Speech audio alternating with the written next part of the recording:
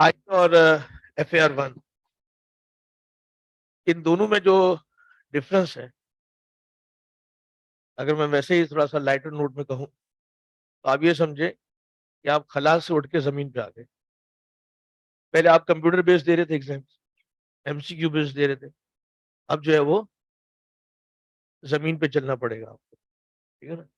अब हर पेपर जो है वो आपके मैनुअल है, तो आपको उसी माइंडसेट के हिसाब से जो है, असल में होता ही है ना कि माइंडसेट जब एक बन जाता है ना, तो फिर उसी हिसाब से कुछ टाइम लगता है एडजस्टमेंट में। तो कोशिश कीजिए, जो चीज है वो रियलिटी है ना, क्योंकि MCQ तो होगा नहीं कि आपने छोटे छोटे केसेस पढ़ लिए और समझ लिया। जैसे आपका डेप्रिसिएशन का टॉपिक हुआ करता था वहां पे, कितनी क्लासेस लगी होंगी डेप्रिसिएशन की IE में? 5 6, इससे ज्यादा नहीं लगी होंगी। यहाँ पे आप पढ़ते चले जाओगे, वो क्लास ही नहीं खत्म हो रही होगी। हम कहे, यार ये क्या हो गया, वो तो पहले पढ़ लिया है। लेकिन यहाँ पे जो चीजें हैं, वो सारी चीजें सर माजिद को बतानी पड़ेंगी, तो जाके वो कोर्स कवर होगा ना। तो थोड़ा सा, मतलब ये नहीं है कि आप उसको IE के माइंडसेट से पढ़ें, सिर्फ मैं ये कह रहा हूँ कि थोड़ा सा आपको इसी तरीके से एक टॉपिक जो है, मुझे बाद में पता चला कि कुछ बच्चे जो हैं शायद असल में कोई चीज उल्टी सीधी पड़ी होती ना, मुझसे फिर पढ़ाया नहीं जाता। मेरे कमरे में अगर कोई चेयर जरा से हटा दे, तो उस वक्त तक मैं उसको काम नहीं शुरू कर सकता जब तक वो चेयर अपनी जगह पे सेट ना हो जाए। तो कुछ बच्चों को जो ना IE में भी थोड़ी सी कंफ्यूजन हुई, और वो ये भी कि शायद कुछ बच्चों को ऐसे लगा कि तबानी साहब को पढ़ाने नहीं आता। तो कभी कभी ऐसा एक आता है क्वेश्चन ना, असल में आप ईमानदारी से बताइए, आप लोग ने तो अब तो ये दे दिया ना, अब तो आपको कोई हेड नहीं। तो जो चीज हमने की थी उसमें से आया है नहीं आया? MCQ से मुनाफ के जो क्वेश्चन आए थे, तो मुझे जो कैम्ब्रिज का हम एक सेक्शन ऑलरेडी ऑलमोस्ट खत्म हो रहा है, उसने कहा सर मेरे तो उसके अंदर अगर 6 एडजस्टमेंट थी तो 5 तो उसी में से आई जो हमने प्रैक्टिस की थी। तो प्रैक्टिस करना वो जरूरी था। 6 सवाल मैंने आपको कराया, 6 या 7 आखिरी में, और कितनी दफा आप क्लास में देखें तो मैंने आपसे कहा कि उसको आप क्या कहा था, दोबारा खुद से करें, टॉप टू बॉटम। अगर अभी भी पूछूंगा तो 80% स्टूडेंट्स ऐसे होंगे जिन्होंने वो नहीं किया। अब आप 6 सवाल, 20 नंबर का सवाल आया था जरूरी, ठीक है ना, उसकी भी प्रैक्टिस ना करके जाए और फिर वो बवाल किसके ऊपर डाल दे, टीचर के ऊपर। तो बहरहाल, still I welcome your comments, कोई इशू नहीं है, लेकिन इससे नुकसान किसका होगा? आपका अपना। ठीक है ना। तो पहले भी आपको बताया गया है कि आपको पता है कि एक जमाने में सारी अकाउंटिंग जो है, नीचे से लेके CA फाइनल तक, पूरा पूरे पेपर्स जो है वो मैं कराया करता। तो ऐसा तो नहीं है कि, अब ये तो बहुत ही बेसिक्स है, तो सिर्फ ये है कि थोड़ा सा कॉपरेट कर लें और थोड़ी सी जो ना ऑनेस्टी जो होती है उसको जरा समझने की कोशिश करें, इसके अंदर है क्या।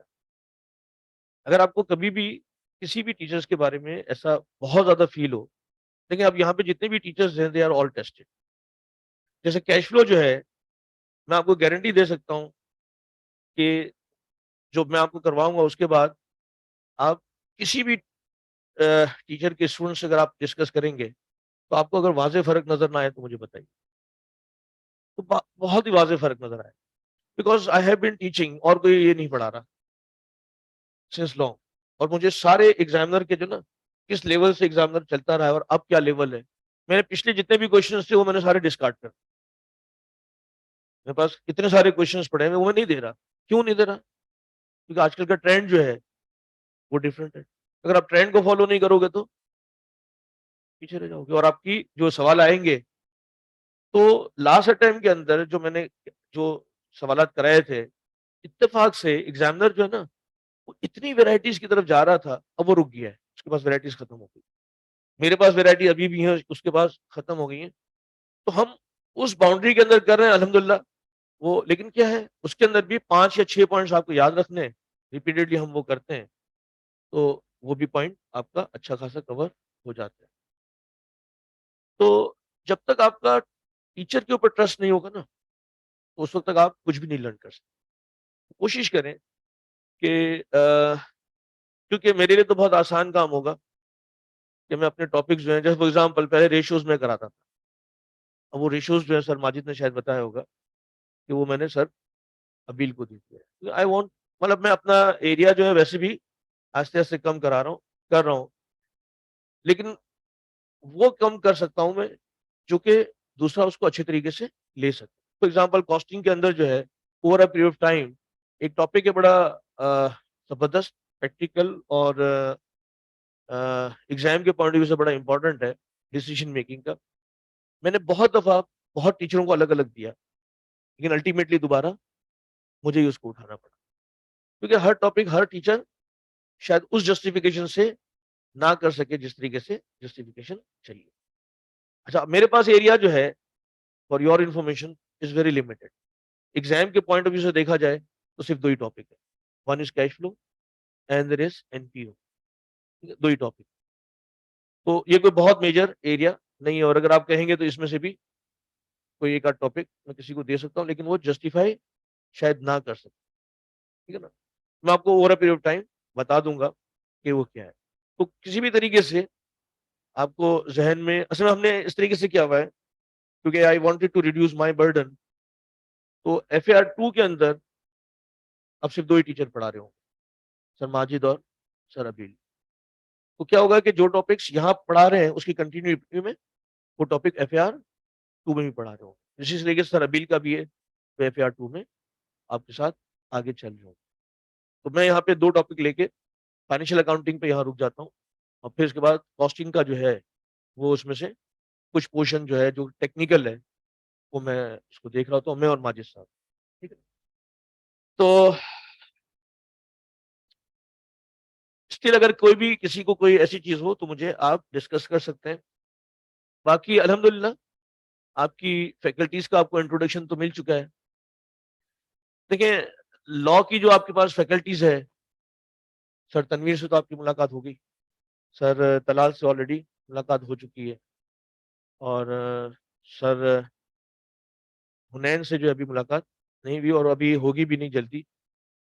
सर हुनैन का जो है ना असल एरिया जो है लॉ के साथ साथ वो कंपनी लॉ है। तो हम यहाँ पे थोड़ा सा इंट्रोडक्शन इसलिए करते हैं ताकि आपको पता चले कि which type of teacher he is, and क्योंकि कंपनी लॉ जिस तरीके से वो पढ़ा रहे हैं और जितनी सिंप्लीफाइड तरीके से पढ़ा रहे हैं, वो मतलब बच्चों ने जब कंपेयर किया तो बहुत सारे बच्चे जो हैं वो कहीं और भी गए हुए थे, तो दे ऑलरेडी स्पेशली रिक्वेस्ट पे जो है फिर हमने उनको लिया, अदरवाइज हम लेते नहीं है।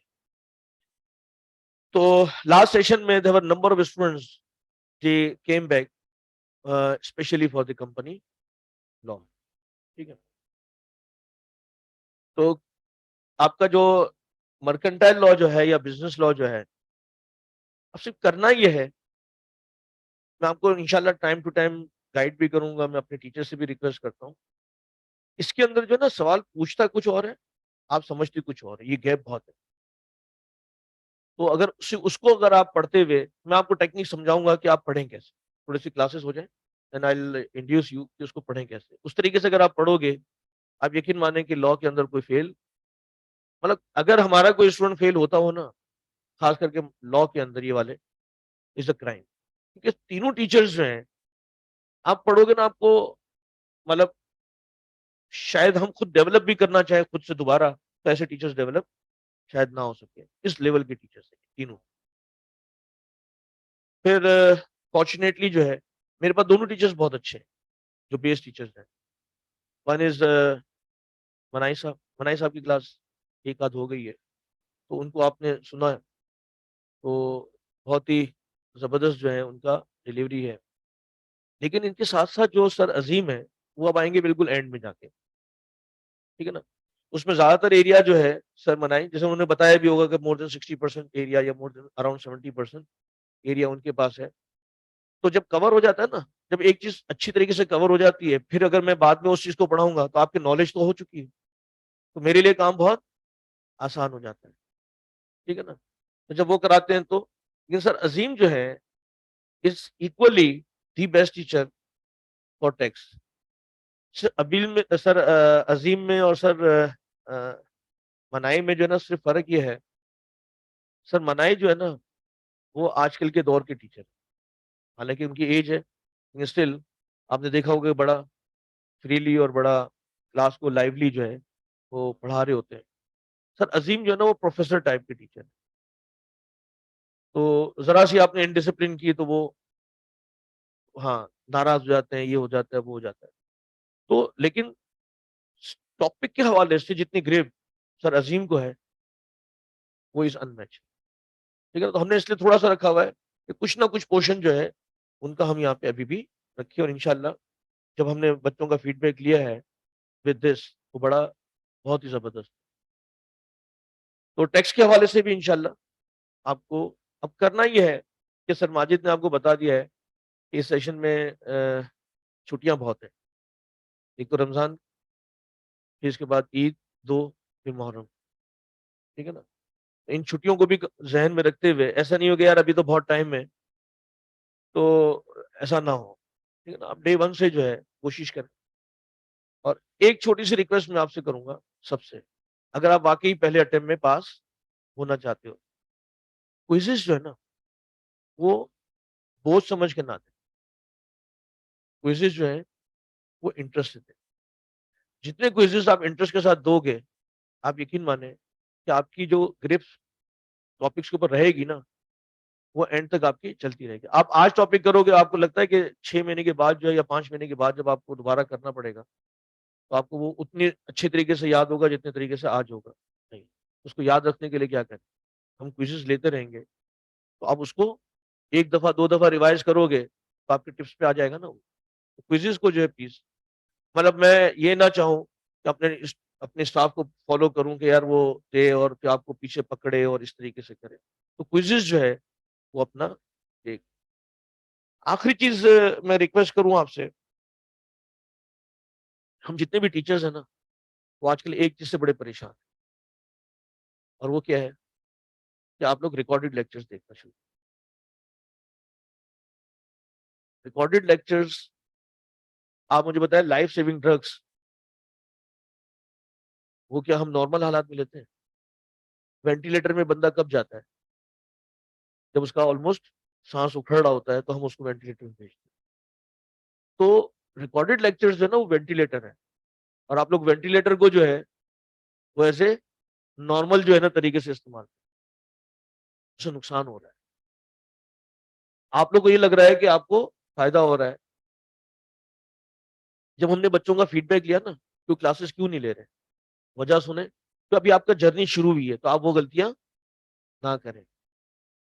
बच्चों ने कहा सर वो मैं मनाई साहब की क्लास, मुझे बताएं कि मनाई साहब की क्लास को बंक करने का कोई जवाब बनता है?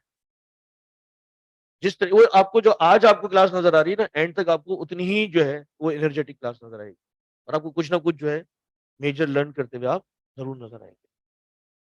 अब मनाई साहब की क्लास ना आप लाइव ले रहे हो, मैं सिर्फ मनाई की नहीं कह रहा, सबकी क्लासों में ये हाल है। मैं कह रहा हूँ कि मनाई साहब जैसा टीचर जिसकी क्लास को मिस करना जो है कोई सोच नहीं सकता, तो उनकी क्लास में भी अगर बच्चे कुछ कम हो गए, पहले तो इतना रश लगा होता था कि कुर्सियां एक्स्ट्रा लग के आनी पड़ती, फिर कुछ बच्चों ने जो है ना वो लाइव ऑनलाइन लेना वो फिर भी चलेगा।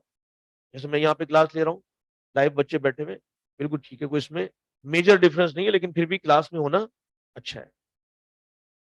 अब जब रिकॉर्डेड जाते हो ना, अब रिकॉर्डिंग है, आपको टाइम नहीं मिला, 2 लेक्चर आपके रह गए, तीसरा लेक्चर जो है वो आप क्लास में आओगे ही नहीं, ना लाइव लोगे, क्यों?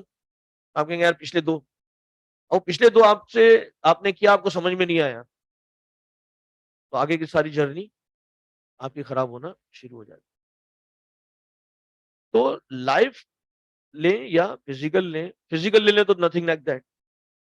हमने एसीसी में पता है क्या किया है, रिकॉर्डिंग इज नॉट अलाउड, हम रिकॉर्डिंग करते ही नहीं एसीसी बेसिक क्लासेस।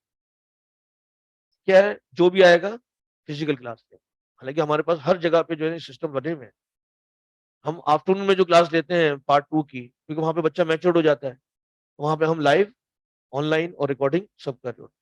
लेकिन एलिमेंट्री के लिए जो है ना हमने शुरू के 7 पेपर्स के लिए वो लाइव क्लासेस और रिकॉर्डेड खत्म कर दिए।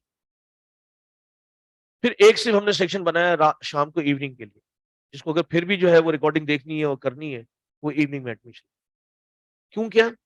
ताकि रिजल्ट्स इंप्रूव हो। हालांकि सिस्टम तो हमारे पास सब बना हुआ है, तो हम सिर्फ बच्चों की इंप्रूवमेंट की। इस दफा हमने नॉर्थ नाजिराबाद के अंदर जो है अभी एक सेक्शन शुरू किया है पीआरसी का, उसमें लाइव क्लासेस हमने नहीं दी, ऑनलाइन नहीं दी, मतलब लाइव ऑनलाइन जो है वो हमने नहीं दी, जो भी है वो फिजिकल का। ठीक है ना? तो अब क्या हो रहा है, टीचर भी बहुत खुश है। जैसे 50 बच्चों की क्लास है, तो उसमें 48 49 स्टूडेंट्स हर रोज आ रहा है। ठीक है ना? अच्छा हो गया, नहीं हुआ? अब आप घर पे बैठे हैं, घर पे आज नहीं ले रहे, रिकॉर्डिंग देख लेंगे, रिकॉर्डिंग नहीं देख रहे, कैसे होगा? तो रिकॉर्डिंग के ऊपर जो है ना बहुत ही लास्ट मोमेंट पे देखें, और अगर रिकॉर्डिंग पे जा ही रहे हैं तो फिर उसको पेंडिंग ना करें। ठीक है? कुछ सेल्फ डिसिप्लिन भी करें, ताकि आपके रिजल्ट जो है वो बहुत, देखिए हमने अपने हिस्से का काम जो है वो कर लिया है, कि आपको बेस्ट बेस्ट फैकल्टीज जो है वो यहाँ पे लाके दे दिया है। अब आपके हिस्से का काम जो करना है वो आप करें, और हमसे जो चीज की जरूरत हो वो जरूर डिमांड करें। पहले भी मैं आपको बता रहा हूँ, अभी बताता आ रहा हूँ, कि हमसे अगर कोई चीज की डिमांड करनी है जो कि डुएबल हो, यस, जो कि डुएबल हो, तो जरूर बताएं, ताकि हम इसको इम्प्लीमेंट करके जो है चीजों को इम्प्रूव कर सकें। तो कोई अदरवाइज अगर कोई चीज डिस्कस करना चाह रहा है मुझसे, तो मुझे बता दें जरूर, या कोई चीज आपके जहन में कंफ्यूजन है, नाराजगी है कहीं पे, कोई ऐसी चीज है, तो मुझे जरूर बताइए, ताकि हम उसको डिस्कस करें। या तो मैं आपको कन्विंस कर दूंगा, या मैं आपसे कन्विंस हो जाऊंगा। जी, anything which comes to your mind regarding any paper, including my paper and my area.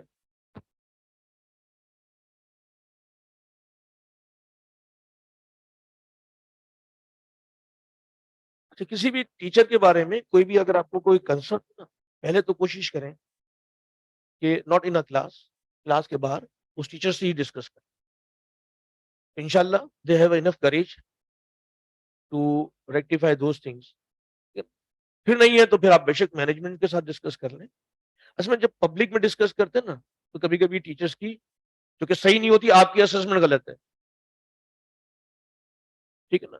तो उसकी वजह से क्या होता है कि, अब फॉर एग्जाम्पल,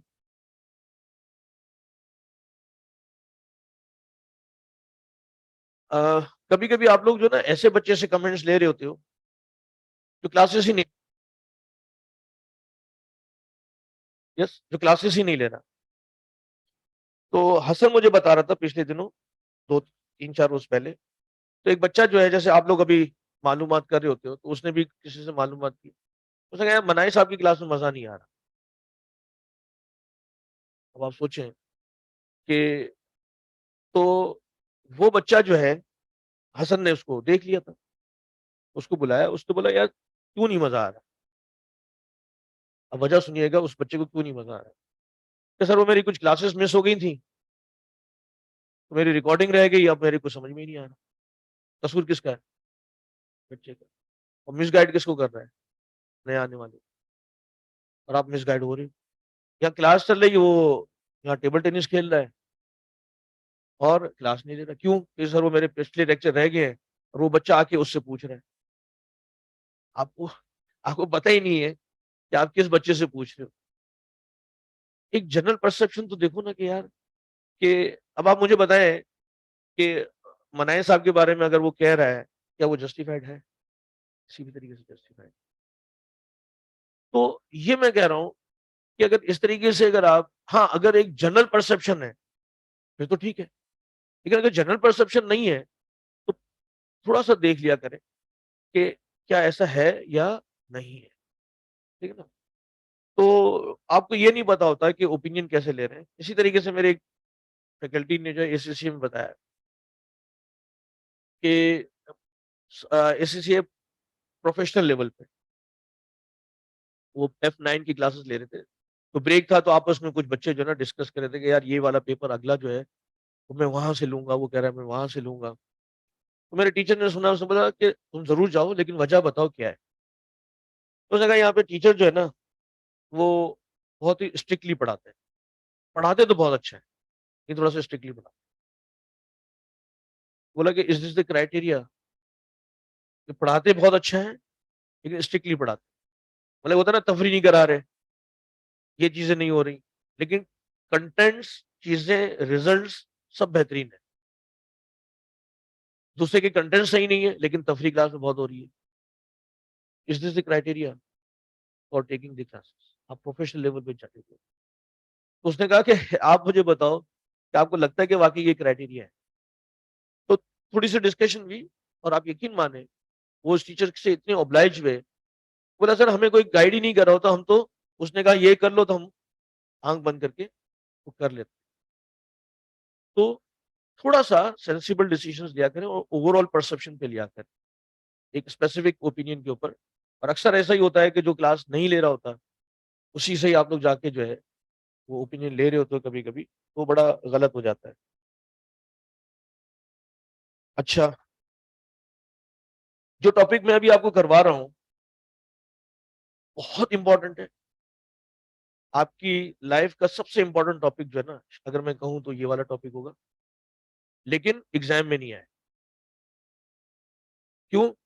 क्योंकि वो टॉपिक अनफॉर्चुनेटली आपके सिलेबस में से उन्होंने एक्सक्लूड कर दिया।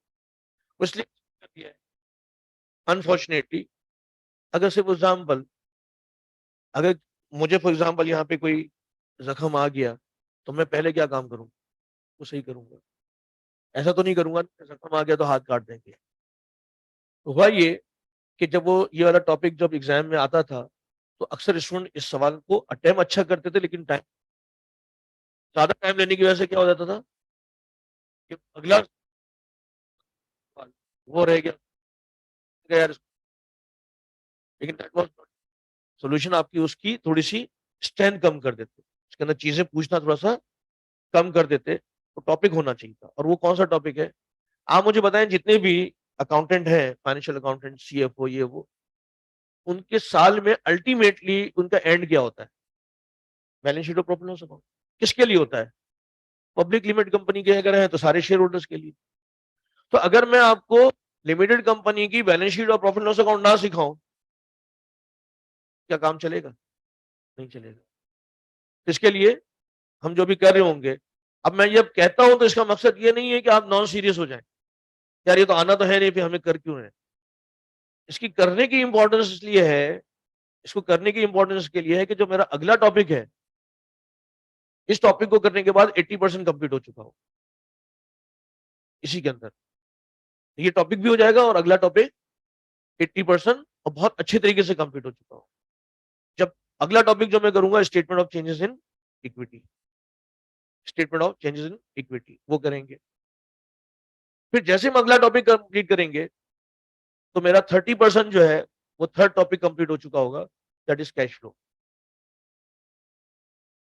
तो कैश फ्लो के लिए इसकी पूरी रिथम बन रही होगी। और कैश फ्लो के अंदर जो आपको डेटा दिया हुआ होगा ना, वो दिया हुआ होगा 2 साल की बैलेंस शीट। और किसकी बैलेंस शीट दी हुई होगी? Limited company. तो जब मेरे को लिमिटेड कंपनी की बैलेंस शीट ना बनाने आती है, ना उसके कंटेंट्स पता है, तो कैश फ्लो मेरे से हो जाएगा? नहीं हो सकता। इसके लिए उसको करना बहुत जरूरी है। फिर आप सर अबील से जो रेशियोज करोगे, तो रेशियोज के अंदर आपको क्या दिया हुआ होगा? लिमिटेड कंपनी की बैलेंस शीट और प्रॉफिट लॉस अकाउंट। तो उसके बेसिस पे आप क्या करोगे? रेशियोज निकालोगे और उसके ऊपर कमेंट्स लिखोगे। तो जब आपको बैलेंस शीट ही नहीं पता होगी, तो आप रेशियोज कैसे कैलकुलेट करोगे? इसकी इंपॉर्टेंस वहां पे भी है। फिर हम फिर एक अकाउंट्स बनाएंगे नॉन प्रॉफिटेबल ऑर्गेनाइजेशन, जैसे आपने मैन्युफैक्चरिंग के बनाए, ट्रेडिंग के बनाए। आज हम यहाँ पे आखिरी टॉपिक जो मेरा होगा वो एनपीओ, जैसे नॉन प्रॉफिट। तो जो कॉन्सेप्ट हम यहाँ ले रहे होंगे कंटेंट्स, वही कंटेंट्स वहां पे भी होंगे। जो आखिरी टॉपिक है उसके लिए भी ये बहुत इंपॉर्टेंट है। ठीक है ना? तो जो मैं आपको चीजें करवाऊं, कोशिश कीजिएगा उसके कंटेंट्स को मैं यहाँ पे देखें, एक जमाने में क्योंकि ये सवाल पूछा जाता था, इसकी एडजस्टमेंट्स जितनी भी डिफिकल्ट होती थी हम सब करते थे। यहाँ पे मेरा ऑब्जेक्टिव जो है वो डिफिकल्ट एडजस्टमेंट्स करने वाला नहीं है। मेरा ऑब्जेक्टिव क्या है, इस बैलेंस शीट के कंटेंट्स जो है क्या क्या होते हैं, कौन कौन सी आइटम होती है, वो समझाना है। तो जिस चीज की ज्यादा जरूरत नहीं होगी हम उस चीज पे वक्त भी नहीं जाया करेंगे। जो जरूरत है वो, क्योंकि मुझे पता है कि आगे जाके ये कहाँ कहाँ यूज होना है, तो ये टॉपिक उसी हिसाब से हम उसको देख रहे होंगे, ठीक है ना। लेकिन इसकी इंपॉर्टेंस जो है वो बहुत ही ज्यादा है।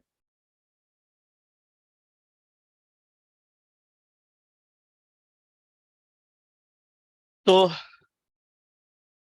फॉर्चुनेटली जो है इसने क्लास का टाइम इतना रखा है कि इंशाल्लाह हमारा एक सवाल जो है अगर अच्छे तरीके से समझते हुए कंप्लीट हो जाए तो सही हो जाएगा।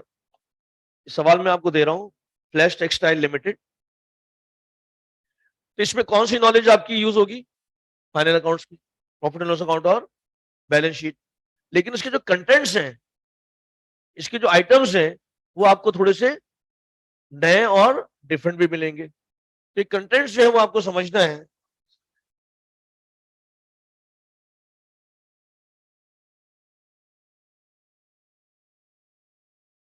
अच्छा, मैं आपको इसका जो एक टेंटेटिव फॉर्मेट जो है वो भी दे देता हूं।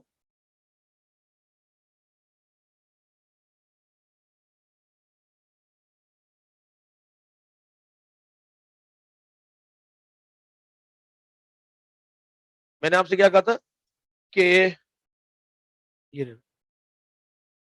मैंने आपसे कहा था कि जो खास चीज हुआ करे उसकी नोटिंग जरूर कर लिया करो, और अगर हाइलाइटर हो तो हाईलाइट भी कर लिया करो। तो मैं आपको सवाल के साथ साथ कुछ इंपॉर्टेंट चीजें भी जो है वो आइडेंटिफाई कराऊंगा, तो आपके जहन में वो रहे। आज कौन सी तारीख है, 4 या 5? 4 Feb 2023।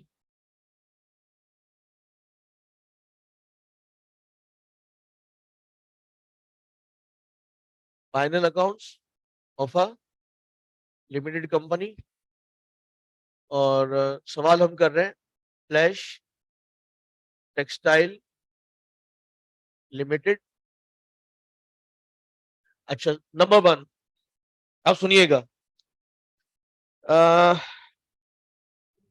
अगर हो सके तो माजिद साहब से कहेगा कि आपको कोई भी एक कंपनी या दो कंपनी के soft copy of a limited company, soft copy of a limited companies accounts, वो आपको दे दे, ठीक है ना। अगर वो नहीं दे रहे होंगे तो मुझे अगली क्लास में बताइएगा, तो मैं ढूंढ के जो है आपको दो जो है, क्योंकि ये जो है ना आपका FAR 1 का जो टॉपिक है वो अकाउंटिंग नहीं है। आप इसका एब्रीविएशन का नाम देखें क्या है, फाइनेंशियल अकाउंटिंग एंड रिपोर्टिंग। तो एम्फेसिस किसके ऊपर है, रिपोर्टिंग के ऊपर। तो आपका तकरीबन 70% of your paper consist of interpretation of standards. और वो कौन से स्टैंडर्ड्स है, रिपोर्टिंग के स्टैंडर्ड्स। तो आपको बहुत सारे जो है चीजों के ऊपर, रिपोर्टिंग के ऊपर देखना होगा। तो थोड़ा सा माइंडसेट जो है आप डिफरेंट रखिएगा। तो आइए में ये मैं आपको इसलिए कह रहा हूं कि अब जो मैं चीज बताऊंगा वो चीज आप प्रैक्टिकली देखिएगा तो ऐसे ही नजर आएगी, ठीक है। तो हम जो प्रैक्टिकली चीजें होंगी हम उसी को ही फॉलो करेंगे। तो पहले पेज पे हम क्या बनाते रहे, प्रॉफिट एंड लॉस अकाउंट। अब मैं पहले पेज पे बनाऊंगा बैलेंस शीट, ठीक है ना। अब आप बैलेंस शीट नहीं बनाना चाहते तो पहला पेज असाइन किसके लिए करते हैं, बैलेंस शीट के। तो प्रॉफिट एंड लॉस अकाउंट किस पेज पे बनाएंगे, सेकंड पेज, ठीक है। तो पहले पेज पे आप बनाएंगे बैलेंस शीट। बैलेंस शीट का मैंने आपको फॉर्मेट दिया हुआ है, उसको अगर आप सामने रखेंगे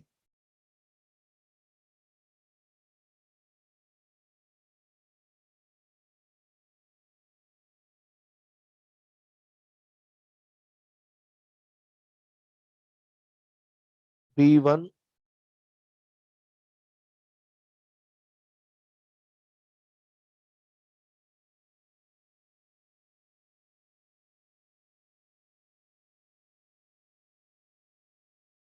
अच्छा, आप लोग शेयर कर सकते हो, ग्रुप में शेयर कर सकते हो?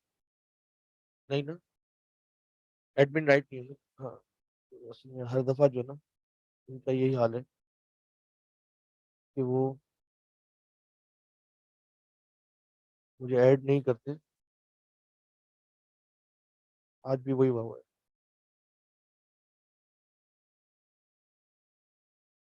ये ऑनलाइन पे जो है मैं हसन को दे रहा हूँ, तो हसन जो है वो आपको शेयर कर देगा।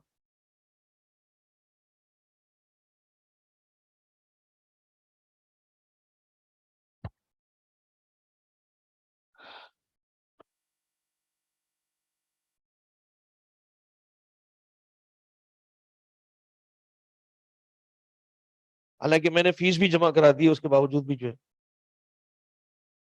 हाँ, मुझे ऐड नहीं करते पता। फॉर्म भी जमा करा दिया है, फीस भी जमा करा दी है। हसन अगर सुन रहा हो तो यार मेरा फॉर्म चेक कर लो, फीस के साथ जमा किया हुआ है, ग्रुप में ऐड कर दिया करो यार, हर दफा का मसला है। इसको ग्रुप में शेयर कर दो, V1 के। ओके।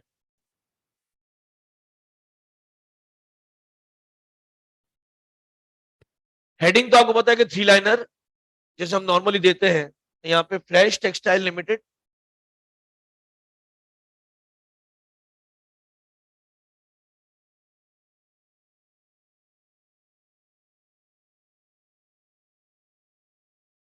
स्टेटमेंट ऑफ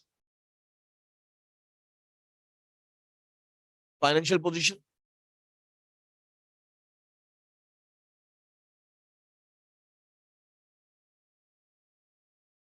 एसेट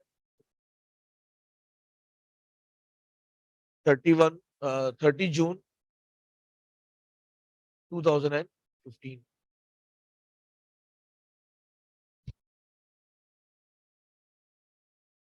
बहुत तवज्जो के साथ जो है इसको सुनिएगा।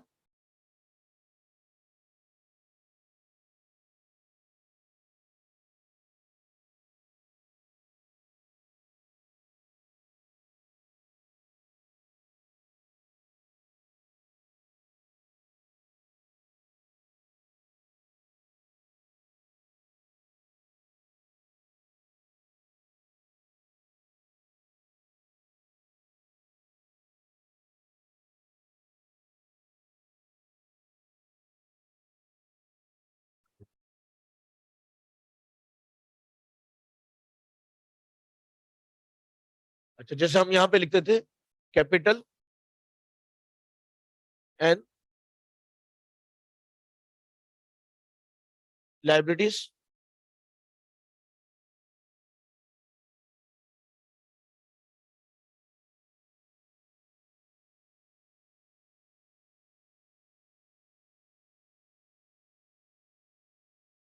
Capital liabilities. अच्छा, ये जो छोटा कॉलम है कोई बताएगा किस चीज के लिए?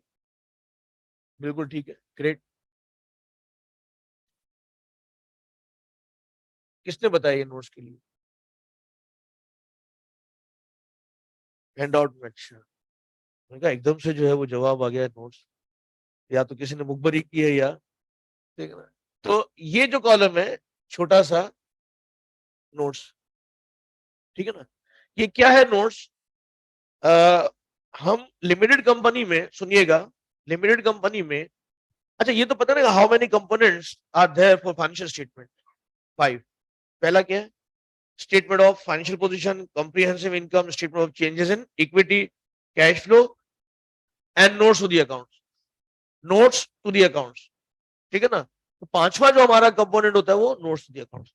लिमिटेड कंपनी के हर फाइनेंशियल स्टेटमेंट का जितनी भी डिटेल होगी, जैसे हम यहाँ पे प्रॉपर्टी प्लान इक्विपमेंट लिखते थे, और फिर यहाँ पे फर्नीचर, ये वो अलाउंस डिस्पोजल एडिशन सब यहाँ पे दिखा देते, यहाँ ऐसा कुछ नहीं। क्या होगा? प्रॉपर्टी प्लान इक्विपमेंट लिखेंगे, सारी डिटेल नोट्स। तो यहाँ पे हमारी कोशिश क्या होगी कि आपकी बैलेंस शीट जो है वो सिंगल लाइनर हो, हर और जिसको डिटेल देनी हो वो नोट्स में जाए। अब आप देखिएगा, मैं आपसे कह रहा हूँ ना कि फाइनेंशियल स्टेटमेंट एक होगा ना आपके पास, अभी हर चीज समझ में नहीं आएगी, लेकिन आपकी ऑब्जर्वेशन के लिए बार बार आप देखते रहोगे, आपका जैसे ये सेशन खत्म होगा, आप फाइनेंशियल स्टेटमेंट को रीड करना और इसके कंटेंट्स को समझने के बहुत एक्सपर्ट हो जाओगे।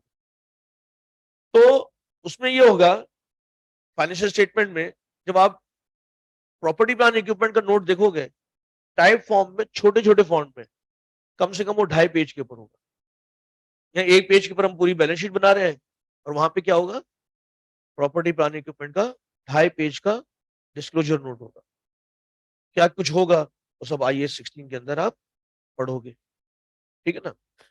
तो अब वो सारी चीजें अगर मैं यहाँ बनाने बैठ जाऊंगा, तो आप सोचेंगे बैलेंस शीट जो है वो फिर 12 पेज के ऊपर बन जाएगी, तो उसकी रीडेबिलिटी कैसे होगी। तो यहाँ पे क्या होगा, ये कॉलम किस चीज का है, नोट का, और ये नोट का मतलब क्या है, इसकी जितनी भी डिटेल होगी वो उसमें चली जाएगी, ठीक है। तो ये नोट्स का कॉलम हम इसलिए बनाते हैं। यहाँ पे अब जो है, हम यहाँ पे क्या लिखेंगे, नहीं, ईयर लिखेंगे। कोई भी चीज मैं आपको बताऊंगा ना तो उसकी रीजन होगी। 2015 तो बताएगा इसकी वजह क्या है, मैंने 2015 क्यों लिखा, अमाउंट क्यों नहीं लिखा। ये तो यहाँ पे भी लिखा हुआ है,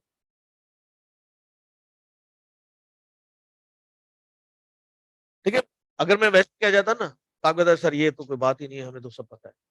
अब आपको नहीं पता, तो अब आपको इसकी इंपॉर्टेंस समझ में आए। होता यह है कि हर प्रिंटेड, ये IAS 1 कहता है कि हर प्रिंटेड अकाउंट्स के अंदर 2 साल की डिटेल देना जरूरी है, इस साल की और कंपैरेटिव फिगर्स। तो comparative figures must be given in the financial statement. तो अगर ये 2015 का है तो आपको बताना पड़ेगा कि ये 2015 का कॉलम है या 2014 का कॉलम है। आप चाहें तो पहले 2014 का कॉलम बना लें और इसको बाद में बना ले, या इसको पहले बना ले इसको बाद में बना ले, ये नहीं है। लेकिन comparative figures are necessary for a limited company, ठीक है ना। अब हम एग्जाम में 2 कॉलम तो नहीं बना सकते, एक कॉलम ही बना ले तो काफी टाइम लग जाता है, लेकिन प्रैक्टिकली 2 कॉलम होते हैं। तो इसलिए कॉलम के ऊपर आपको ये मेंशन करना जरूरी है कि ये किस साल के अकाउंट बना। तो आप देख रहे हैं कि हर चीज की अपनी एक इंपॉर्टेंस है कि हम यूं क्यों कर रहे हैं। ये हमने पहले पेज पे इसलिए बनाया क्योंकि कन्वेंशन ये है कि हम पहले पेज पे, आप जितनी भी लिमिटेड कंपनी के अकाउंट्स देखोगे तो पहले पेज पे क्या बना हुआ होगा, बैलेंस शीट दी हुई होगी, दूसरे पेज पे जो है वो स्टेटमेंट ऑफ कॉम्प्रिहेंसिव दिया होगा। तो इसीलिए हमने यहाँ पे भी वही काम किया। अच्छा, फिर इसके बाद ये तो हम हमेशा से करते हुए हैं, और वो क्या है, रुपीज इन थाउजेंड्स, इसको लिखना भी जरूरी है। मुझे जो आपको चीज समझानी है आज की क्लास में और खास, और इसको हम 3 क्लासेस में मजीद स्प्रेड करेंगे इसकी डिटेल को। आज की क्लास में थोड़ा सा ओवरव्यू दे रहा हूँ, अगली क्लास में और डिटेल होगी, और फिर से अगली क्लास में और डिटेल इसकी हम देखेंगे, और यही हमारा मेन एरिया है जो कि अगले टॉपिक के लिए काम आएगा। वो क्या है, कुछ मैं आपको यहाँ पे डिटेल थोड़ी सी यहाँ लिख के और समझाता हुआ चलता, सुनिएगा जरा गौर से।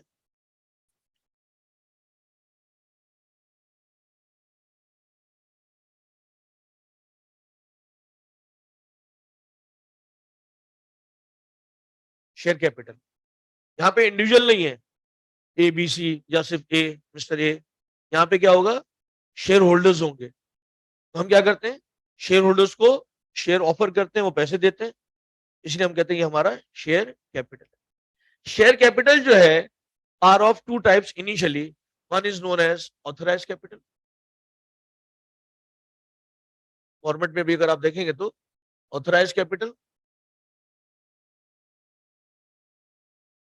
फिर एक लाइन छोड़ के फिर मैं लिखूंगा issued, subscribe and paid up capital.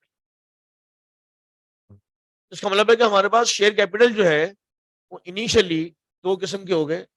एक आपके पास है ऑथराइज कैपिटल,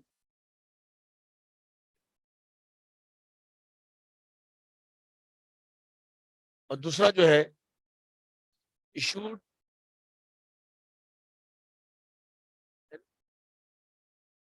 पेड अप। तो बताएगा दोनों में फर्क क्या है। बिल्कुल ठीक है। कंपनी जब भी रजिस्टर्ड होती है उसका डॉक्यूमेंट कौन सा होता है?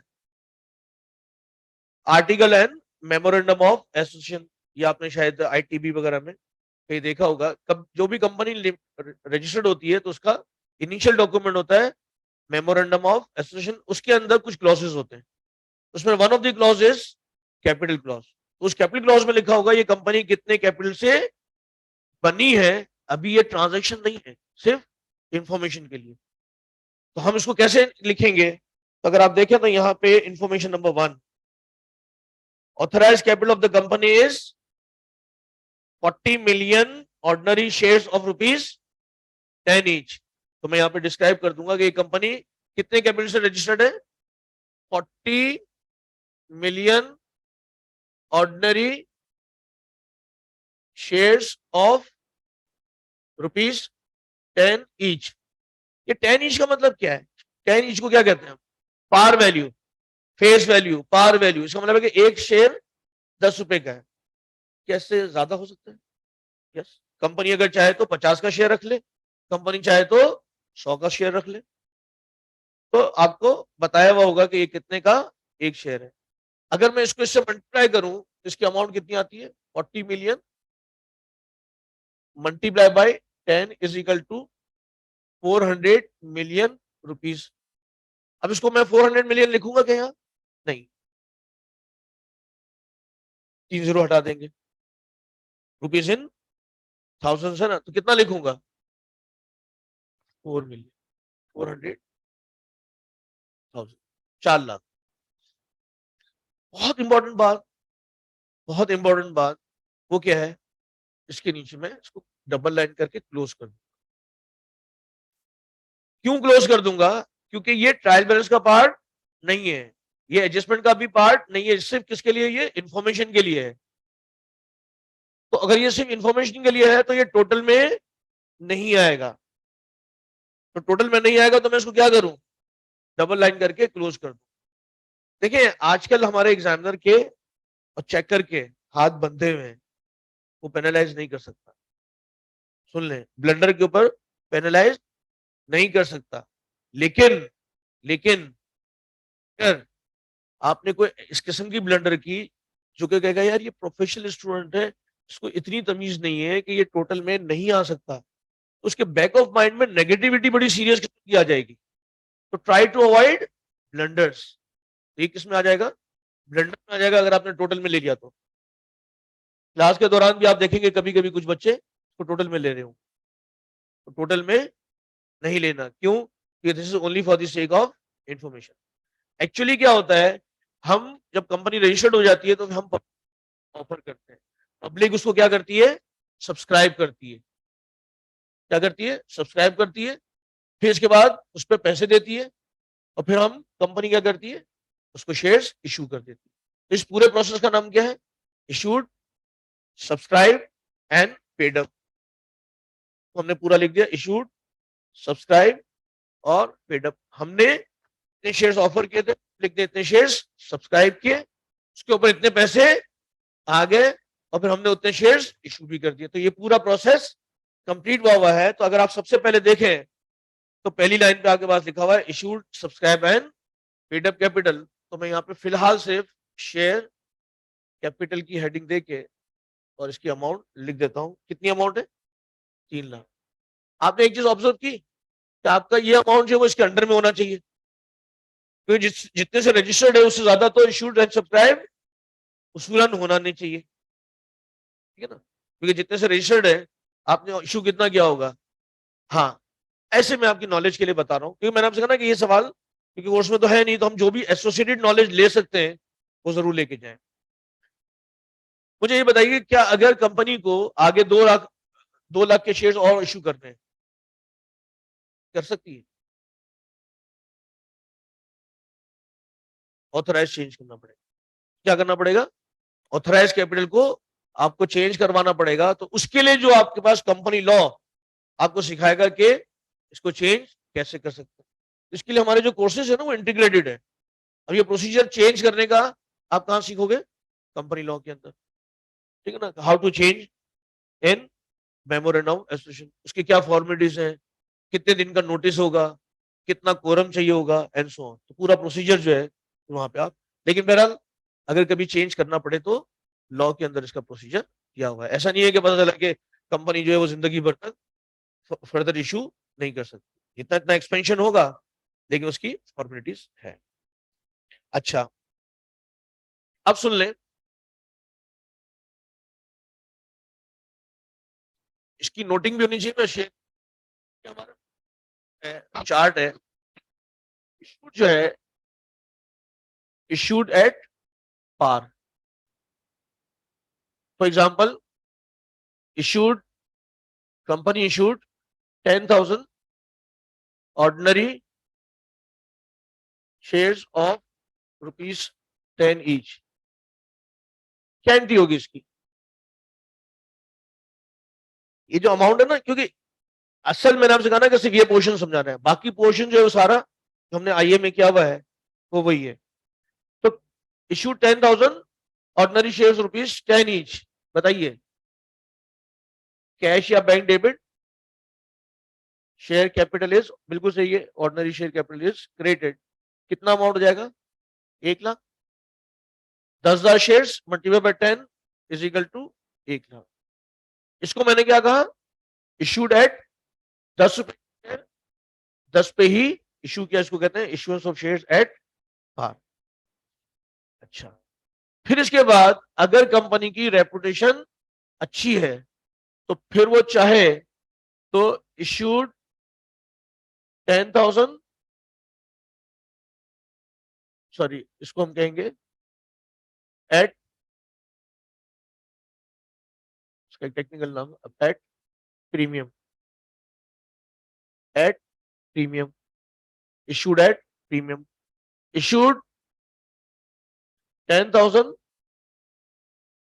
Ordinary shares of ₹10 each. था कितने का? 10 रुपए का। इशूड एट 12 ईच, 12 रुपए पे इशू किया। 10 रुपए का शेयर 12 पे इशू कर रहे हैं, तो हम ज्यादा जो पैसे ले रहे हैं उसको हम कहेंगे शेयर प्रीमियम। ठीक है, तो देयरफॉर इसकी एंट्री क्या बननी चाहिए? Bank debit bye 120, share capital credit by, बिल्कुल ठीक है, 1,00,000। ये असल चीज याद रखनी है। शेयर कैपिटल, तो याद रखें कि शेयर कैपिटल कभी भी अपनी पार वैल्यू से न कम ना ज्यादा पे रिकॉर्ड होगा, वो हमेशा से पार वैल्यू से। अगर जो ज्यादा पैसे मिले वो कहलाएगा शेयर प्रीमियम, ₹20,000। अब इससे हमें दो फायदे हो गए। एक तो ये हो गया कि जो शेयर्स इशू हो रहे हैं उसकी एंट्रीज भी पता चल गई, इसकी एंट्रीज कैसे होती है। दूसरा, किस किस तरीके से हो सकता था, तो एट पार और एट प्रीमियम। तीसरा जो बहुत इंपॉर्टेंट बात हमें आज इंट्रोडक्शन मिल रहा है, और वो क्या है? What is the nature of share premium? What is the nature of share premium? तो क्या मैं इसको प्रॉफिट लॉस अकाउंट में ले जाऊंगा? The answer is no. अगर ये कर दिया तो ये बहुत बड़ा ब्लंडर हो जाएगा। ये जो है इज अ रिजर्व, तो इस रिजर्व को हम कहते हैं कैपिटल रिजर्व। ये क्या हमारा नॉर्मल प्रॉफिट नहीं है, ये हमने क्या किया है? अपने शेयर होल्डर से ज्यादा पैसा है क्या हमने डे टू डे बिजनेस से कमाया है क्या? नहीं। तो ये क्या है? हमारा रिजर्व है, और इस रिजर्व का नाम क्या है? Capital reserve. अब व्हाट इज कैपिटल रिजर्व वो हम बाद में देखेंगे। फिलहाल आपसे कहेंगे ये कौन क्या चीज है? क्या नॉर्मल प्रॉफिट है? नो। ये क्या चीज है? Capital reserve. और कैपिटल रिजर्व जो है वो कहां जाते हैं? Directly balance sheet. तो उसको जब भी आएगा, जब भी आपके पास शेयर प्रीमियम दिया हुआ होगा, तो इसकी जगह जो है वो हमेशा से नंबर 2 पे आएगी। अगर सवाल में दिया हुआ होगा तो शेयर प्रीमियम, अब देखें, आपने इसको उठा के प्रॉफिट लॉस अकाउंट में ले लिया, आपकी बैलेंस शीट टैली हो जाएगी। क्यों? ये भी क्रेडिट है, प्रॉफिट लॉस अकाउंट में जाओगे वो भी क्रेडिट है, तो अल्टीमेटली जो भी प्रॉफिट आपका आएगा वो यहीं पे आएगा। आपकी बैलेंस शीट तो, और आपके दोनों अंगूठे बाहर। आपने कहा यार ये तो बैलेंस शीट तो मेरी टैली, लेकिन एग्जामिनर दोनों अंगूठे क्या करेगा? नीचे कर देगा। बोले कहाँ जा रहे हो? तो ये बहुत बड़ा ब्लंडर है। मतलब कुछ चीजें ऐसी हैं, अगर आपने किसी भी महफिल में जाके ये कर दिया तो आप समझे कि आपकी सारी प्रोफेशनल जो लाइफ है वो तबाह हो जाती है। तो कुछ ऐसी बेसिक चीजें हैं तो कभी भी इस किस्म की गलती नहीं होनी चाहिए। ठीक है। तो शेयर प्रीमियम, अब आप देखें नंबर 2 पे क्या दिया हुआ है ट्रायल बैलेंस में, शेयर प्रीमियम। तो जो भी नया आइटम आया है ना इस सवाल के अंदर, और बहुत सारे हैं, तो मैं सबका इंट्रो बता रहा हूं कि क्रिएट कैसे हुआ, इसकी नेचर क्या है, और इसको क्यों और कहां शो करना है। यही इस सवाल का हमारा ऑब्जेक्टिव है। एडजस्टमेंट्स के अंदर कोई मुश्किल चीज नहीं है। तो share premium, what is the nature of share premium? Capital reserve. और हमेशा से शेयर कैपिटल के बाद ही रिकॉर्ड होगा। हाँ, क्या आ रहा है? वो तीसरा इसलिए जगह छोड़ी हुई है आखिरी। अब क्या है? At discount. डिस्काउंट जो है हमारा एग्जाम दर जमाने से भूला हुआ है। पिछले 2 अटेम्प्ट पहले उसको ख्याल आया कि यार ये भी दुनिया में कोई चीज है, तो एक सवाल में बहुत छोटा सा इसका पोर्शन डाल दिया, तो इसकी एंट्री एक दफा समझ लें। इन चीजों को मैं पीएचडी नहीं करनी है, ठीक है ना। तो अब क्या हुआ, तो आपको कहा जाए कि किस तरीके से शेयर इशू हो सकते हैं, तो फौरन आपके दिमाग में आने चाहिए 3 तरीके से। कौन कौन से? पार का मतलब अपने फेस, प्रीमियम ज्यादा, डिस्काउंट कम। अच्छा क्यों होता है? तो अगर मेरी गुडविल बहुत अच्छी है तो मैं शेयर होल्डर्स को ऑफर करूंगा तो हर हर बंदा इसको खरीदने। लेकिन अगर मैं नया हूं, मुझे लोग नहीं जानते, तो मैं क्या करूं? लोगों को अट्रैक्ट करने के लिए मुझे पैसों की जरूरत है, तो मैं यार 10 रुपए का शेयर है, आप मुझे 8 रुपए दे दो, 2 रुपए मैं आपको डिस्काउंट छोड़ देता। ठीक है ना। तो उसको हम क्या कहेंगे? लेकिन वो ओनर जो बन रहा है शेयर का, वो कितने का बन रहा है? 10 का। 2 रुपए कंपनी ने उसको छोड़ दिए। तो देयरफॉर क्या हुआ? Issued 10,000 ordinary shares of ₹10 each, issued at 8 each। क्या एंट्री होगी? बैंक डेबिट बाय ₹80,000, डिस्काउंट, अब इसके साथ मैं लिखूंगा डिस्काउंट ऑन शेयर्स ₹20,000, और share capital is created by 100,000।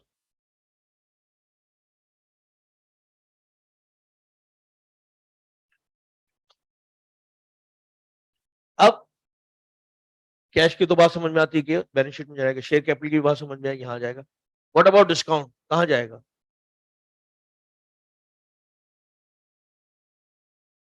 इसको हम चाहें, अगर हम चाहें, कंपनी की पॉलिसी के ऊपर डिपेंड करेगा, चाहे तो उसी साल एक्सपेंस में चार्ज कर दे, क्योंकि प्रूडेंस कॉन्सेप्ट कहता है कि एक्सपेंस है तो है, आप कर दो चार्ज।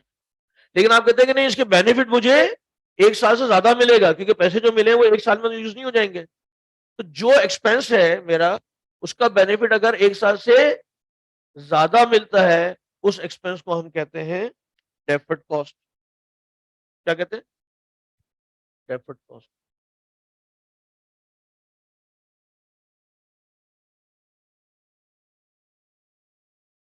अगर डेफर्ड कॉस्ट होगा, मैं इसको पूरा का पूरा चार्ज नहीं करना चाह रहा, मैं इसको क्या ट्रीट कर रहा हूं? Deferred cost. ठीक है। जब डेफर्ड होगा तो ये कहां जाएगा? बैलेंस शीट में जाएगा। और डेफर का मतलब होता है मैंने इस एक्सपेंडिचर को पोस्टपोन किया हुआ है, तो क्या करूंगा? जैसे फिक्स एसेट्स है ना, वो भी एक तरीके से डेफर्ड कॉस्ट है या नहीं है? अगर मैंने गाड़ी खरीदी है तो गाड़ी साल इस्तेमाल हो जाएगी पूरी? नहीं। इसको क्या करते हैं हम? बैलेंस शीट में ले जाते हैं, और फिर क्या करते हैं?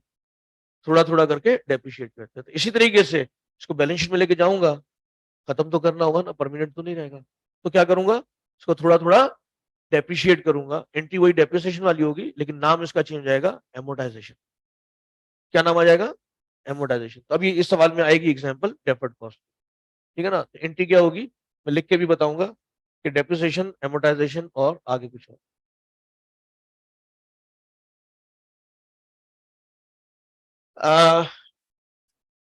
क्योंकि कैपिटल रिजर्व का जो है ना, लॉ ने इसके इस्तेमाल के ऊपर कंडीशंस लगाई हुई है और कहता है कि आप इसको यूं यूं यूं यूं इस्तेमाल करेंगे, तो फिर हम उसको लॉ के हिसाब से, तो इसका इस्तेमाल जो है आगे आके मैं बताऊंगा कैपिटल रिजर्व को इस्तेमाल कैसे करेंगे। क्या हो गया, issuance of shares at par, at premium और एट डिस्काउंट। ठीक है, डिस्काउंट जो है एक्सपेंस है, लेकिन अगर आप चाहें तो सारा का सारा प्रॉफिट लॉस अकाउंट में चार्ज कर दें, और अगर आप चाहते हैं कि नहीं क्योंकि इसका बेनिफिट एक साल से ज्यादा मिलेगा, तो जस्ट लाइक फिक्स एसेट्स आप इसको बैलेंस शीट में ले जाएं, और आप कहते हैं इसका बेनिफिट मुझे कम से कम 3 साल तो मिलेगा, क्या करें, 3 सालों में इसको डेप्रिशिएट कर दें। तो expense debit and discount credit, तो 3 सालों में क्या होगा, ये डेप्रिशिएट हो जाएगा। जी, फिर इसके बाद इसके 3 और कंडीशंस बनते हैं, लेकिन फिलहाल मैं यहां पर रोकता हूं, और जब मैं दोबारा समझाऊंगा भाई तो मैं दोबारा इसको बना के फिर आगे लेके जाऊंगा, ताकि ये दूसरी दफा भी रिपीट हो जाए। अच्छा, इसके बाद क्या दिया हुआ है, जर्नलिज्म। What is journalism?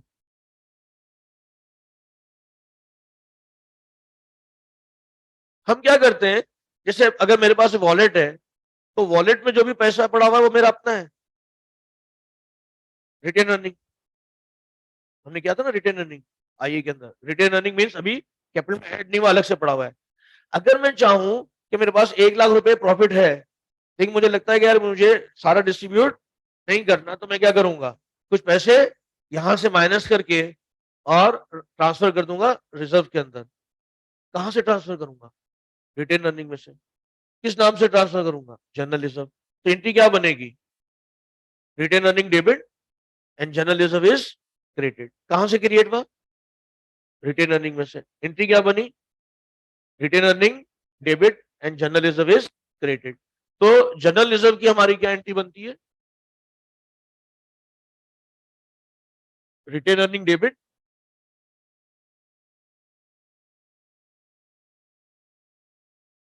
तो देखें जर्नलिज्म है, तो जर्नलिज्म किसका पार्ट, क्या चीज भी, प्रॉफिट का ही पार्ट है ना। तो प्रॉफिट हम कहां शो करते हैं, प्रॉफिट लॉस अकाउंट में या बैलेंस शीट में, बैलेंस शीट में। तो देयरफॉर जर्नलिज्म कहां पे आएगा, यहीं पे आ जाएगा बैलेंस शीट में। लेकिन इससे पहले जो है नंबर 5 पे आइटम दी हुई है, वो क्या है, सरप्लस। इसको मैं रिकॉर्ड करूंगा नंबर 3 पे, सरप्लस ऑन रीवैल्यूएशन। बहुत बहुत और बहुत इंपॉर्टेंट आइटम है, इसलिए मैं इसको अंडरलाइन कर रहा हूं, surplus on revaluation of fixed assets. इसके ऊपर आपको पीएचडी करना होगा।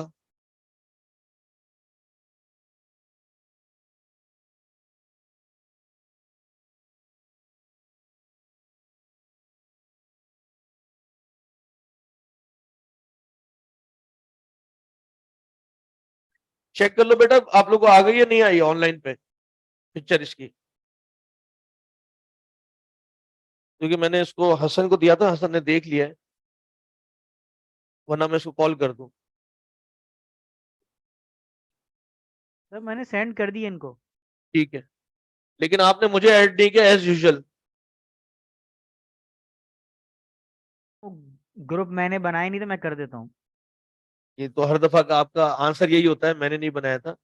तो क्लास का शेड्यूल तो आपने किया ना बेटा, ये इंश्योर कर लिया करो कि या तो जिसने बनाया हुआ है या इसने बनाया ना, ग्रुप आपने बनाया ना। ये हसन आ गया, आप जिसका नाम ले रहे थे वो कह रहा है मैंने नहीं बनाया, हसन ने बनाया है। सर अब ये मैं देख लेता हूँ सर। हाँ देखा, लेकिन जब भी मेरा सेक्शन स्टार्ट होता है, मैं हालांकि फॉर्म भी जमा करा के आता हूँ, फीस भी जमा करता हूँ, लेकिन इसके बावजूद भी जो है वो ग्रुप में अकबर ऐड नहीं करता। ठीक है ना, पता नहीं कैसे होगा। कुछ आप लोग अंडर टेबल तो नहीं देते इसको, फिर आपका नाम ऐड कर देता है, मेरे तो नहीं ऐड करता ये। अच्छा सुने, सरप्लस ऑन रिवैल्यूएशन, तो बताएगा इसकी नेचर क्या है और क्या है ये।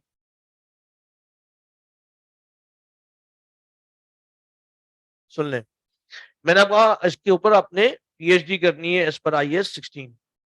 सुन ले, सिर्फ बेसिक एंट्री बता रहा हूं कि मैंने कहा ना कि हर हेड, तो अब देखे ना हमारे पास आईए के अंदर, आप मुझे बताएं आईए के अंदर क्या मैंने सरप्लस और रिवोल्यूशन की डिस्कस की? नहीं। क्या उस वक्त नहीं पता? हमें पता है। क्या जरूरत थी?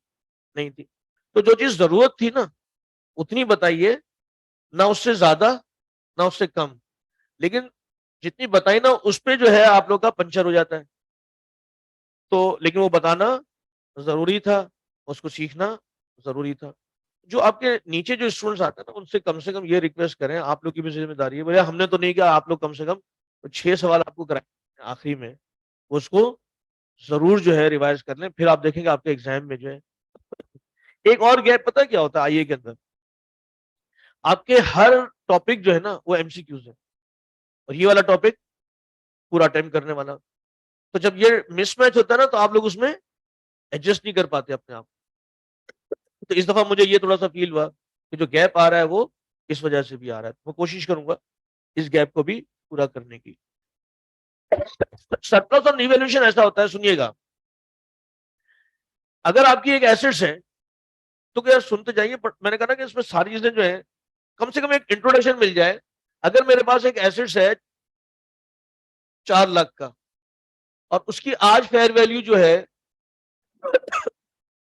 4,50,000 हो गई है, फिलहाल मैं सिर्फ ये डिस्कस करता हूँ, 4,50,000 हो गई है, ये इसकी क्या है बुक वैल्यू, ये इसकी फेयर वैल्यू, आज इसकी फेयर वैल्यू 4,50,000 हो गई है।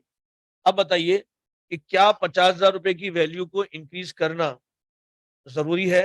क्या मैं इसको करूं या नहीं करूं?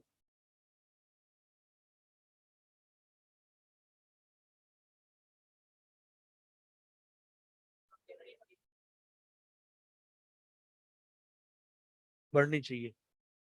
अच्छा,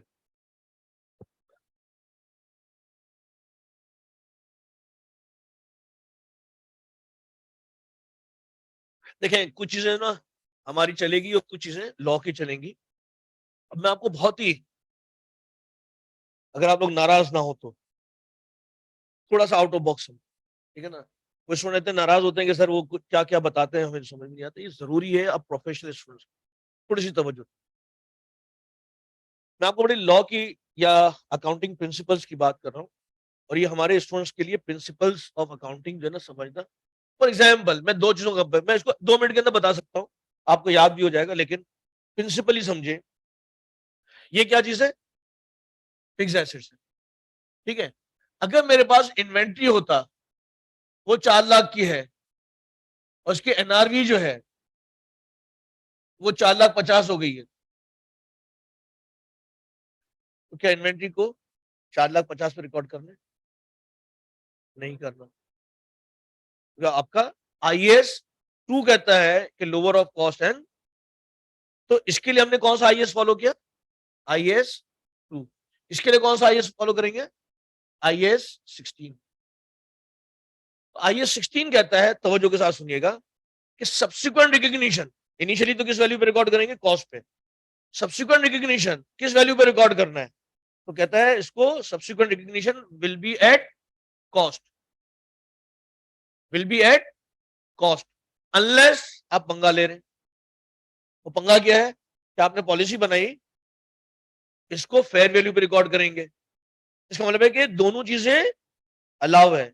लेकिन इनिशियली वो क्या कहता है कि आप इसको हमेशा से कॉस्ट पे रखें, अनलेस आपने पॉलिसी एग्री कर ली है और अपने यूजर को बता दिया है कि हम इसको कॉस्ट पे सब्सिक्वेंटली नहीं रखेंगे, तो आपका IAS ये इजाजत देता है कि आप अगर चाहें तो इसको फेयर वैल्यू पे रिकॉर्ड कर सकते हैं। करना जरूरी नहीं है, ये याद रखना है, करना जरूरी नहीं है,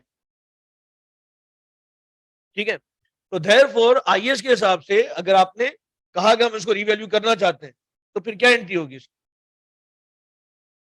अब 4,50,000 पे लेके आना है, एंट्री क्या होगी? Assets debit and surplus on revaluation is created. क्या ये प्रॉफिट आपने डे टू डे बिजनेस से कमाया है 50,000 का? नहीं। तो फिर इसका मतलब है कि नॉर्मल प्रॉफिट लॉस अकाउंट में नहीं आएगा। लॉजिक समझ में आ रही है? जैसे शेयर प्रीमियम नहीं आया तो ये भी उसमें नहीं आएगा। ठीक है, अब क्या हुआ, ये तो इतनी खतरनाक इनकम है तो इनकम, लेकिन क्या है, अनरिकग्नाइज्ड है, रिकग्नाइज भी नहीं हुई है। तो हमने सिर्फ क्या किया, पेपर के ऊपर कर दिया। 1 साल के बाद वापस वैल्यू कम हो जाएगी, क्या करोगे, खत्म कर दोगे। तो देयरफॉर ये ना डिस्ट्रीब्यूट हो सके, किसी और तरीके से इस्तेमाल हो सकेगा। सिर्फ आपने क्या किया, अपने यूजर को बताया कि हमारी जो एसेट्स की वैल्यू है वो बढ़ के इतनी हो गई है, इसको इस्तेमाल कहीं पे भी नहीं कर सकेंगे। फिर आगे जाके जो है हम तीसरी क्लास में जाके इसकी मैं आपको 4 एंट्रीज मजीद बताऊंगा। तो आज के दिन में सिर्फ अपवर्ड रिवोल्यूशन जो हमारा इंक्रीज हुआ है सिर्फ उसकी एंट्री बता रहा हूं, ताकि कम से कम ये हेड तो पता चले कि सरप्लस ऑन रिवोल्यूशन है क्या, और क्या सरप्लस करना है या नहीं करना। तो what is the entry for surplus on revolution, assets debit, और ये अपवर्ड भी हो सकता है, डाउनवर्ड भी हो सकता है।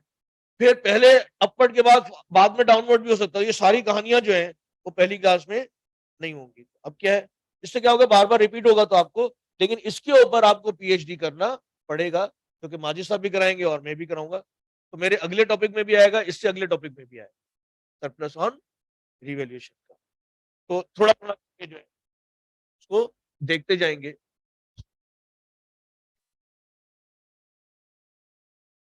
जी, तो सरप्लस ऑन रिवैल्यूएशन यहां पे आ गया 25,000। इसको बल्कि इनर कॉलम में लिखता हूं, इसके अंदर एक एडजस्टमेंट भी है।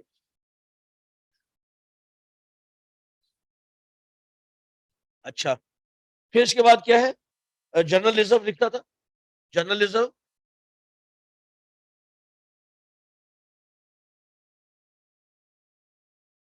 इज ₹25,000। फिर इसके बाद मेरे पास दिया हुआ है unappropriated profit. What is unappropriated profit, retain earning, कितने का है, 60,000। मैंने इनर कॉलम में क्यों लिखा इसको, क्योंकि इसमें जो इस साल का प्रॉफिट आया होगा वो इसमें ऐड हो जाएगा, और फिर इसमें से कुछ चीजें माइनस भी हो सकती। अगर ये चीज मेरे आपके बेसिक समझ में आ गया तो आप समझेंगे हमारा तकरीबन final accounts unappropriated profit, surplus on revaluation, अभी एडजस्टमेंट आएगी, आखिरी एडजस्टमेंट। जर्नलिज्म ये होता है कि आपके पास रिटेन अर्निंग है, आप चाहते हैं कि यार ये मैं 60,000 जो है ना कभी भी डिस्ट्रीब्यूट नहीं करना चाह रहा, फ्यूचर में कुछ पैसे अपने सेट असाइड करना चाह रहा हूँ, किसी और जगह पे खर्च करना पड़ता है। तो मैं क्या करूंगा, इस प्रॉफिट की फिगर को कम कर दूं।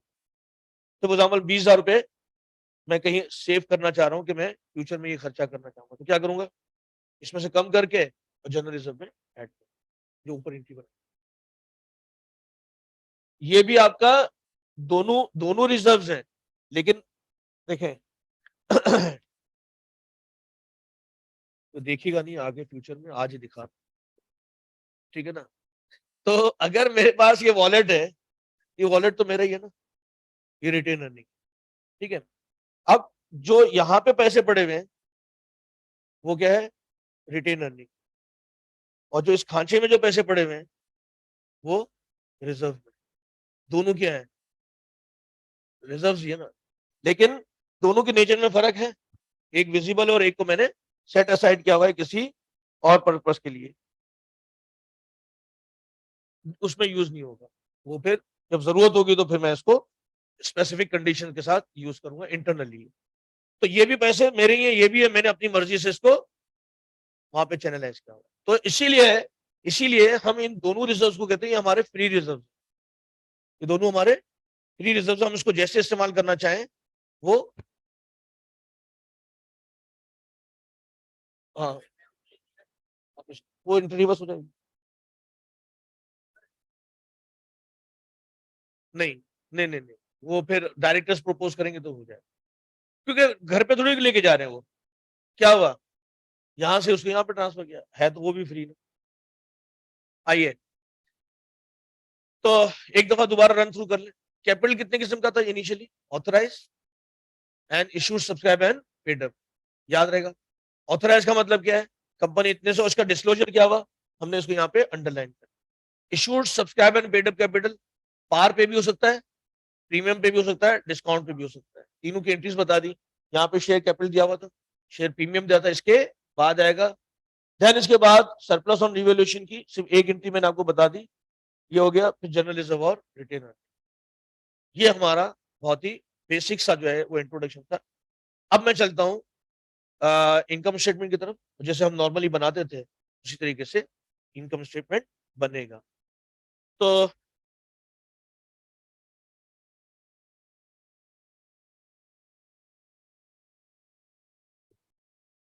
नहीं, अनइश्यूड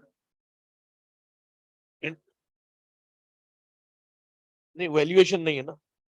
वैल्यूएशन किसने कहा कि वैल्यूएशन, ये सिर्फ एक परमिशन है। फॉर एग्जाम्पल, अगर आईकैप जो है मुझे परमिशन देता है कि आप 1000 बच्चे ले सकते हो सीए के, ठीक है, और मैंने जो है वो 600 बच्चा लिया हुआ है, तो मेरे यूजर को ये पता है कि मेरे पास गुंजाइश कितनी है, मजीद 400, बस ये पता है। तो ये थोड़ी मैं कहूंगा कि मेरे पास 1000 बच्चा है, मेरी वैल्यूएशन इतनी 1000 की है, 1000 की नहीं, 1000 की तो मेरी परमिशन है।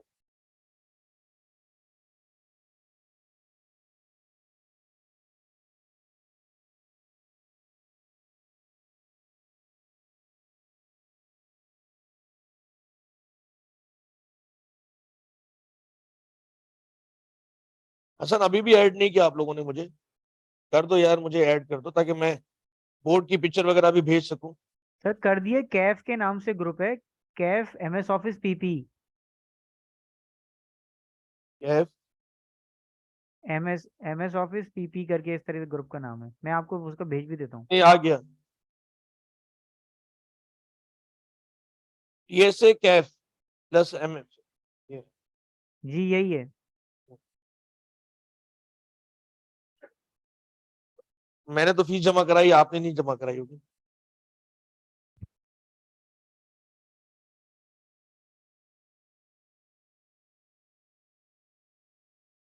असल में किस बेसिस पे एडमिट करें ना कोई तो बेसिस होगा ना। तो फॉर्म दे भी करते ना तो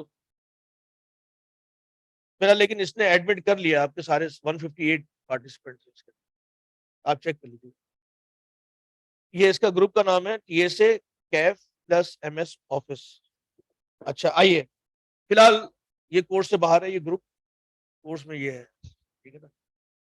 तो अच्छा, ये मैंने इसलिए पिक्चर भेज दी ताकि अब मैं इसको मिटा सकूं। इनकम स्टेटमेंट का फॉर्म ये मैंने ग्रुप में शेयर कर दिया है।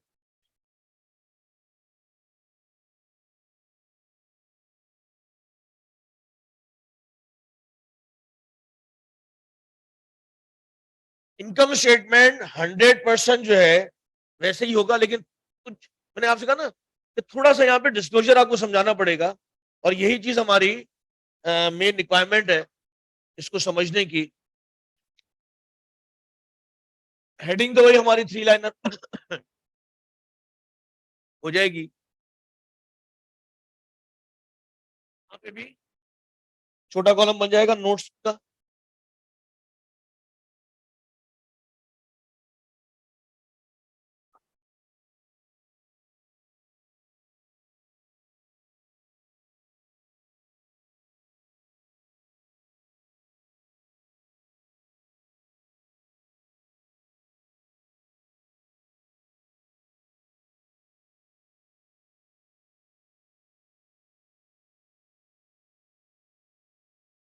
स्टेटमेंट ऑफ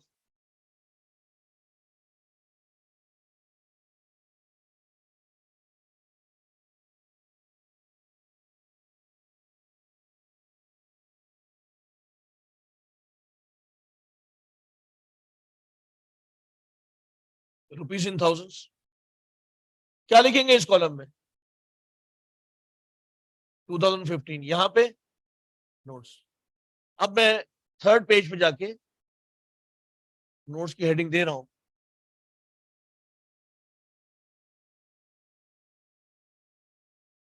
अब आ जाइए ट्रायल बैलेंस की आइटम नंबर 26 पे, क्या दिया हुआ है, सेल्स। अगर किसी भी आइटम में कोई चीजें होगी तो हमारी कोशिश क्या होगी कि सारी चीजें नोट्स पे लेके चली आए। तो सेल्स में से कुछ प्लस माइनस करना है, तो मैं क्या करूंगा, नोट नंबर 1 बनाऊंगा। इसकी कोई सीक्वेंस नहीं है, जो जो आपको जरूरत पड़ती रहेगी हम उसको उसी सीक्वेंस में बनाते रहेंगे। तो सेल्स, ट्रायल बैलेंस में सेल्स कितनी दी हुई है, 495,000। फिर आपके पास, सुनिएगा, इसके नीचे कौन सा आइटम दिया हुआ है, सेल्स टैक्स। और आजकल तो सेल्स टैक्स यहाँ पे अप्लाई हो रहा है यहाँ पे। तो सेल्स टैक्स का हम शो करें एज एक्सपेंस या अदरवाइज। सेल्स टैक्स को जो है हम यहां से माइनस, सेल्स टैक्स कितना है, सेल्स टैक्स 52,200। याद रखेंगे कि सेल्स टैक्स को हम, अगर आप एक्सपेंस में ले लोगे आपको प्रॉफिट से ही आ जाएगा अल्टीमेटली, लेकिन आपका ग्रॉस प्रॉफिट डिफरेंट हो जाएगा। अगर आप इसको यहां से माइनस करोगे तो आपका ग्रॉस प्रॉफिट डिफरेंट होगा, और अगर आप इसको ऑपरेटिंग से करोगे तो नेट प्रॉफिट का तो सही आ जाएगा, लेकिन ग्रॉस प्रॉफिट का फिगर गलत हो जाएगा। तो इसको कहां से माइनस करना है, वजह कोई बताएगा क्यों?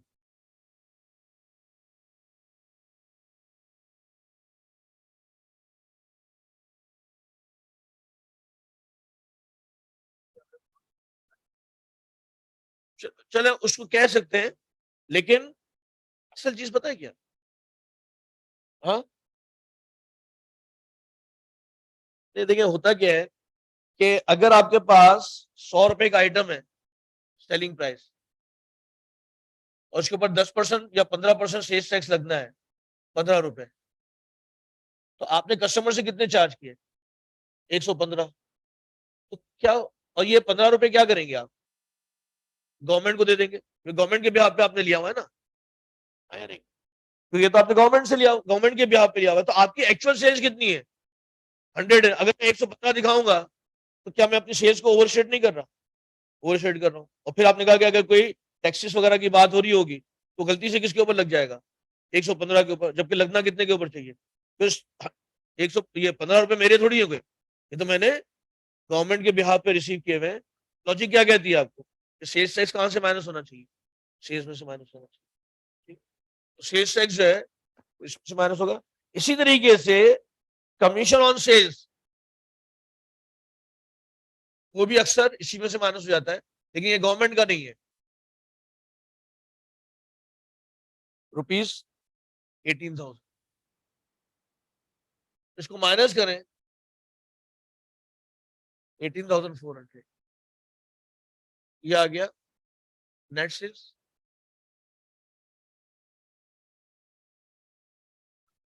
कितना आ रहा है, 600।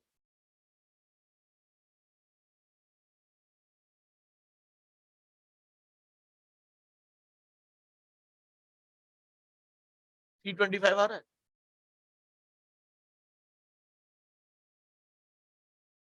4244। तो मैं यहाँ पे सेल्स डैश नेट क्या करूं, नोट नंबर 1 का रेफरेंस दे दूंगा, तो जिसको डिटेल देखनी है तो वो नोट नंबर 1 पे चली जाए। इस तरीके से हम डिस्कस, इसलिए इसकी भी लॉजिक ऑलमोस्ट सेम है। होता यह है कि बहुत सारे बड़े बिजनेस जो है ना, बहुत सारे, मैंने इसलिए कहा कि इसको भी अक्सर, नॉट नेसेसरी, अक्सर इसको हम सेल्स में से माइनस करते हैं। टोयोटा मोटर्स है, यस, टोयोटा मोटर्स है, वो जो है आ,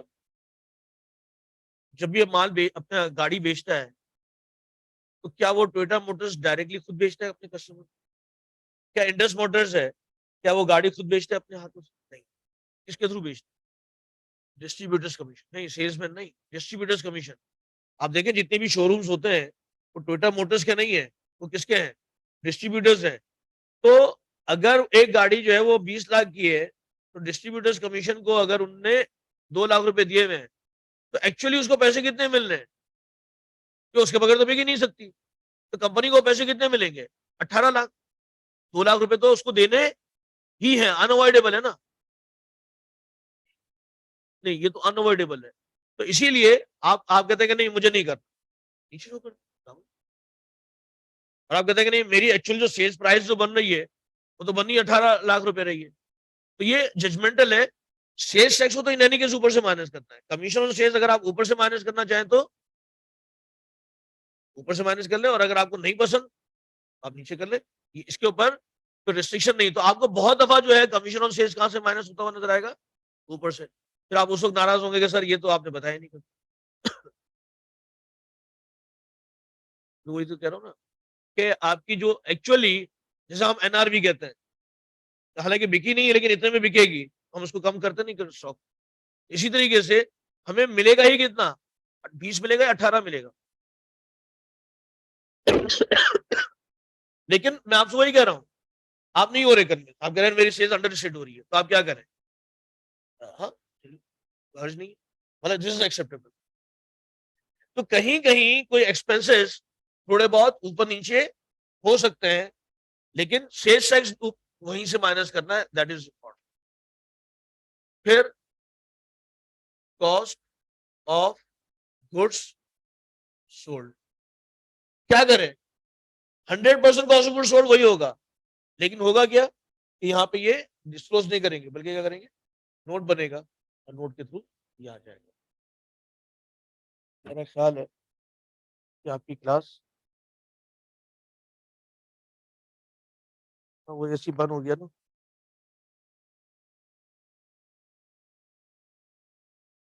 कितने बजे, 1 बजे तक है या था, चले बस मैं इसको यहाँ तक रोकता हूँ, शेष तक, और फिर हम इसको अगली क्लास में इसको कंप्लीट करें। तो बाकी का एरिया इतना ज्यादा डिफिकल्ट नहीं, लेकिन कंटेंट्स में बहुत ज्यादा है, तो आपको इसकी इंपॉर्टेंस समझ में आई। अब आप मुझे बताएंगे अगर हम ये सारी चीजें यहाँ पे डिस्कस ना करते और मैं डायरेक्टली कैश फ्लो आपको शुरू कर दूं, तो आप कैश फ्लो समझोगे या ये बैलेंस शीट समझोगे, बैलेंस शीट। इसके लिए हम क्या करेंगे, 3-4 सवाल बैलेंस शीट के जो है और प्रॉफिट लॉस अकाउंट के समझ लें, ताकि फिर हम दूसरे टॉपिक पे जाएं। तो आपको तो इसकी इंपॉर्टेंस बहुत ज्यादा है, मैं आपको बार बार बता रहा हूँ। तो you have to take all those classes of final account very attentively, और बाकी जो स्टूडेंट्स नहीं आए तो वो क्लासेस मजीद मिस ना करें।